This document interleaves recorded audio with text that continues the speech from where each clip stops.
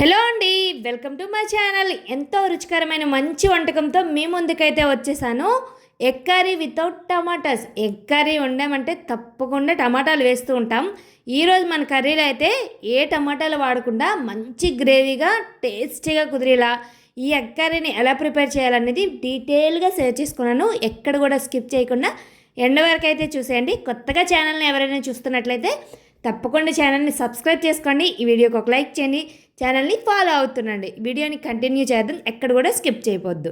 ఇప్పుడైతే నేను ఈ ఎగ్ కర్రీ కోసం అయితే ఒక 8 ఎగ్స్ని అయితే బాయిల్ చేసి పెట్టుకున్నాను. మీకు ఎన్ని క్వాంటిటీ కావాలంటే అన్ని క్వాంటిటీని బాయిల్ చేసి ఎగ్స్ కొద్దిగా సాల్ట్ వేసి ఎగ్ని చక్కగా బాయిల్ చేసేసుకొని తొక్క రిమూవ్ చేసి కొద్దిగా ఘాట్లు పెట్టేసుకోండి. ఒక్కొక్క ఎగ్ని 4 ఘాట్లలా పెట్టేసుకోండి.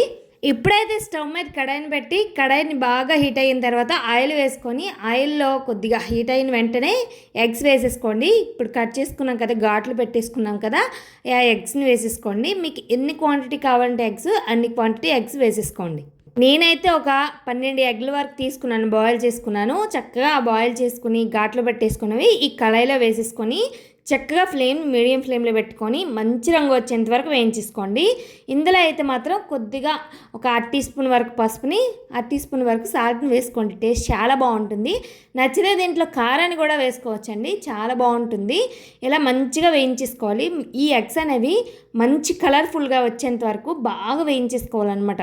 చక్కగా వేయించుకున్న తర్వాత మంచి రంగులోకి వచ్చిన వెంటనే ఇంకా ఒకదాని తర్వాత ఒకటి సైడ్కి తీసేయండి. చక్కగా ఆయిల్తోనే ఇంకా కర్రీ మొత్తం ప్రాసెస్ మొత్తం జరిగిపోతుందండి. ఈ ఎగ్స్ వేపేసుకున్నాం కదా, ఈ ఎగ్స్ అనేవి కడాయి నుండి రిమూవ్ చేసుకున్న తర్వాత ఆయిల్ ఉంటుంది కదా, ఆయిల్ ఇలా తీసేటప్పుడు మాత్రం చక్కగా మీడియం ఫ్లేమ్లో పెట్టుకోండి, లేకపోతే ఆయిల్ బాగా హీట్ అయిపోతుంది అనమాట.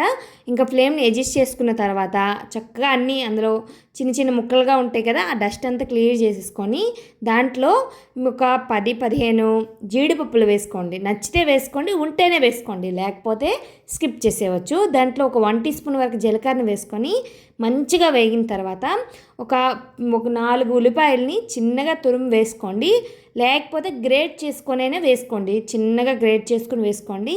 చాలా చిన్నగా కట్ చేసుకుంటే మన గ్రేవీ అనేది మంచిగా వస్తుందన్నమాట. ఈ ఆనియన్స్ అనేవి మంచి కలర్ వచ్చేంత వరకు చక్కగా వేయించేసుకోండి. మన గ్రేవీ అనేది ఈ ఆనియన్స్ నుండే వస్తుందండి. దీంట్లో చిన్నగా కట్ చేసుకున్న పచ్చిమిరపకాయలు కూడా వేసేసుకున్నాను. తర్వాత మనకి ఎంతో ఫ్లేవర్ ఇంక్రీజ్ అయ్యే కరివేపాకును వేసేసుకున్నాను అనమాట. చక్కగా ఈ కరివేపాకుని, ఈ ఆనియన్స్ అనేవి మంచి బంగారు రంగు వచ్చేంత వరకు బాగా వేయించేసుకోండి, చాలా బాగా వేయించేసుకోండి. ఇలా తొందరగా వేగడం కోసం అయితే దీంట్లో రుచికి తగిన సాల్ట్ని ఈ స్టేజ్లో వేసేసాను. మంచిగా చక్కగా వేసుకున్న తర్వాత దీంట్లో మనం పసుపు వేసుకున్నాం కాబట్టి తర్వాత ఒక 2 టేబుల్ స్పూన్ వరకు నేను కారాన్ని వేసుకున్నాను. దీంట్లోకి అయితే ఒక 1 టీ స్పూన్ వరకు గరం మసాలాను కూడా వేసుకున్నాను. చక్కగా వేసుకున్న తర్వాత దీంట్లోకి ఒక 1 టీ స్పూన్ వరకు నచ్చితే లేకపోతే ఎగ్ మసాలాను వేసుకోండి, లేకపోతే ఈ ప్లేస్లో చికెన్ మసాలాను కూడా వేసేసుకోవచ్చు. ఈ మసాలాలన్నీ చక్కగా ఆనియన్స్ పట్టేటట్లు మంచిగా వేయించేసుకోండి. మసాలాలు కూడా కాసేపు వేయించుకుంటే సరిపోతుందనమాట. ఇలా మంచిగా వేయించుకున్న తర్వాత మీ దగ్గర అవైలబుల్గా ఉండి మంచిగా కమ్మనైన పెరుగు ఉంటుంది కదా, ఆ కమ్మనైన పెరుగుని మంచిగా చక్కగా ఈ స్టేజ్లో వేసేసుకోండి. ఒక 5-6 టేబుల్స్ వరకు వేసేసుకోండి. వేసుకుంటేనే మంచి గ్రేవీ వస్తుంది అనమాట. మనం ఇందులో టమాటాలు ఏం యూజ్ చేయట్లేదు కాబట్టి గ్రేవీ అనేది ఈ పెరుగు నుంచి చక్కగా వస్తుంది. చక్కగా ఈ పెరుగు మీకు ఇష్టం లేదు అంటే మాత్రం ఈ ప్లేస్లో మీరు మంచిగా ఒక టమాటాలని ప్యూరీ చేసి కూడా వేసేసుకోవచ్చు. చక్కగా ఈ పెరుగు గడ్డలా ఉంటుంది కదా, ఈ గడ్డలు ఏం లేకుండా చక్కగా మిక్స్ చేసేసుకోండి. ఆటోమేటిక్ ఆయిల్ సపరేట్ అయినంత వరకు మాత్రం తప్పకుండా వేయించేసుకోవాలండి.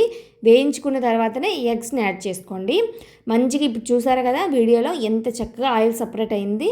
అప్పుడు మాత్రమే నేను వేయించుకున్నాను కదా ముందుగా, ఆ వేయించుకునే ఎగ్స్ని వేసి చక్కగా కొద్దిసేపు ఆ మసాలాలలో ఈ ఎగ్స్ ఉడికేంత వరకు కొద్దిసేపు ఉడికించుకొని తర్వాత మన గ్రేవీ తగ్గట్టుగా వాటర్ని యాడ్ చేసుకున్నాను అనమాట. నేను తక్కువ వాటర్ని యాడ్ చేసుకున్నానండి, ఎక్కువ గ్రేవీ అవసరం లేదనేసి. మీకు ఎక్కువ గ్రేవీ కావాలంటే వాటర్ని అడ్జస్ట్ చేసుకుంటూ వేసేసుకోండి. చక్కగా మూత పెట్టుకొని మంచి దగ్గర పడేంత వరకు ఆయిల్ సపరేట్ అయ్యేంత వరకు మంచిగా వేయించేసుకోండి. ఈ స్టేజ్లో ఒక 1/2 టీ స్పూన్ వరకు కసూరి మెంతిని నలిపి వేసేసుకోండి, చాలా బాగుంటుంది. చూసారా ఎంత చక్కగా గ్రేవీ వచ్చింది, చాలా బాగుంటుంది.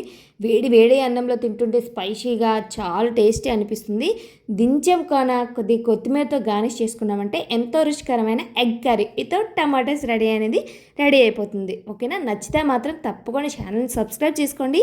ఈ వీడియోకి ఒక లైక్ చేయండి. ఇలాంటి మోర్ వీడియోస్ కోసం ఛానల్ని ఫాలో అవుతుండండి.